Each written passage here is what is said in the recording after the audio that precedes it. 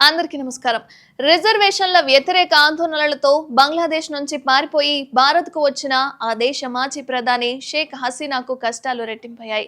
ఆమెకు ఆశ్రయం కల్పించడానికి బ్రిటన్ ప్రభుత్వం ఒప్పుకోవడం లేదని తెలుస్తుంది.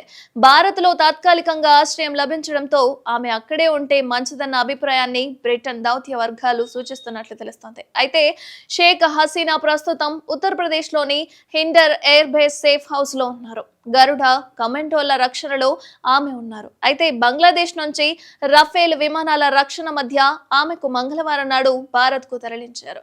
బ్రిటన్ లో బంగ్లాదేశీయులు భారీ సంఖ్యలో ఉన్నారు. హసీనాకు తమ దేశంలో ఆశ్రయం కల్పిస్తే తమకు సరైన రక్షణ కల్పించడం కష్టతరంగా మారుతుందని బ్రిటన్ ప్రభుత్వ వర్గాలు భావిస్తున్నాయి. అందుకే ఆమెకు తమ దేశంలో రాజకీయ శరణార్థిగా ఆశ్రయం కల్పించకూడదని బ్రిటన్ ప్రభుత్వం నిర్ణయానికి వచ్చినట్లు తెలుస్తోంది. అయితే దీంతో షేక్ హసీనా ప్రస్తుతానికి భారత్లోనే ఆశ్రయం పొందే అవకాశం ఉన్నట్లు సమాచారం. కాగా బంగ్లాదేశ్ లో సంక్షోభంపై స్పందించిన బ్రిటన్ ప్రభుత్వం గత 2 వారాలుగా ఆ దేశంలో జరిగిన అల్లర్లు, ప్రాణ నష్టంపై ఐరాస నేతృత్వంలో దర్యాప్తు జరపాలని కోరింది.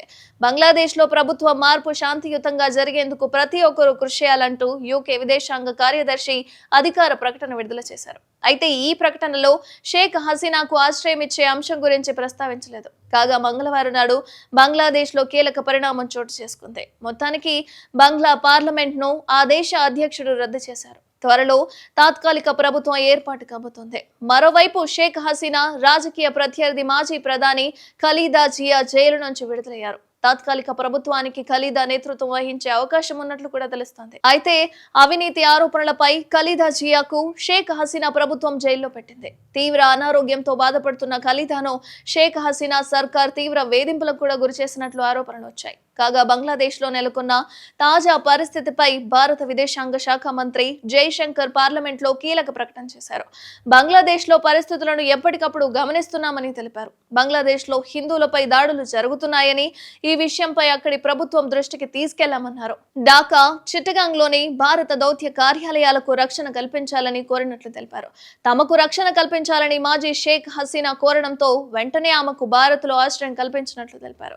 మొత్తానికి బంగ్లాదేశ్ లో చిక్కుకున్న భారతీయులను రక్షించడానికి సహాయక చర్యలు కొనసాగుతున్నట్లు తెలిపారు. అటు బంగ్లాదేశ్ లో విధ్వంసకాండ కంటిన్యూ అవుతోంది. దేశం మొత్తం అల్లర్లలో అట్టడుగుపోయింది.